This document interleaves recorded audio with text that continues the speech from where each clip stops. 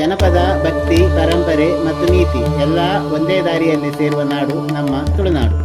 ಇಲ್ಲಿ ಮನುಷ್ಯನು ಹುಡುಕುವ ನ್ಯಾಯಾಲಯದಲ್ಲಿ ದೊರೆಯದಿದ್ದರೂ ದೇವಾಲಯದಲ್ಲೇ ದೊರೆಯುತ್ತದೆ ಎಂಬ ನಂಬಿಕೆ ಶತಮಾನಗಳಿಂದ ಇನ್ನೂ ಜೀವಂತವಾಗಿದೆ.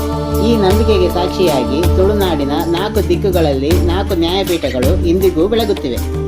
ಅದರಂತೆ ತೆಂಕಣ ದಿಕ್ಕಿನಲ್ಲಿರುವುದು ಕಾನತ್ತೂರು ದೈವಸ್ಥಾನ. ಇದು ಕೇರಳದ ಕಾಸರಗೋಡು ಜಿಲ್ಲೆಯಲ್ಲಿದೆ. ಇದು ಕೇವಲ ದೈವಸ್ಥಾನವಲ್ಲ, ನ್ಯಾಯಸ್ಥಾನವೂ ಹೌದು. ಇಲ್ಲಿ ಆರಾಧಿಸಲ್ಪಡುವ ದೈವಗಳು ಜನರ ಸಂಕಟವನ್ನು, ಅಳಲನ್ನು ಹಾಗೂ ಹಂಬಲವನ್ನು ಕೇಳಿ ನ್ಯಾಯ ನೀಡುತ್ತವೆ ಎಂಬ ನಂಬಿಕೆಯು ಇಂದಿಗೂ ಇದೆ. ಇನ್ನು ಬಡಗಣ ದಿಕ್ಕಿನಲ್ಲಿರುವುದು ಮಾರಣಕಟ್ಟೆ. ಇದು ಉಡುಪಿ ಜಿಲ್ಲೆಯಲ್ಲಿದೆ.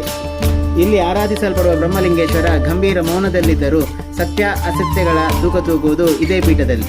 ಇಲ್ಲಿಯ ಬ್ರಹ್ಮಲಿಂಗೇಶ್ವರನ ಮಹಿಮೆ ಏನೆಂದರೆ, ನ್ಯಾಯಕ್ಕೆ ತಲೆಬಾಗುವವರ ಕೈಯಲ್ಲಿ ಸತ್ಯದ ಜ್ಯೋತಿಯನ್ನು ಹಿಡಿದು ಸ್ವಾಮಿಯೇ ಮುನ್ನಡೆಸುತ್ತಾನೆ ಎಂಬ ನಂಬಿಕೆ ಇದೆ.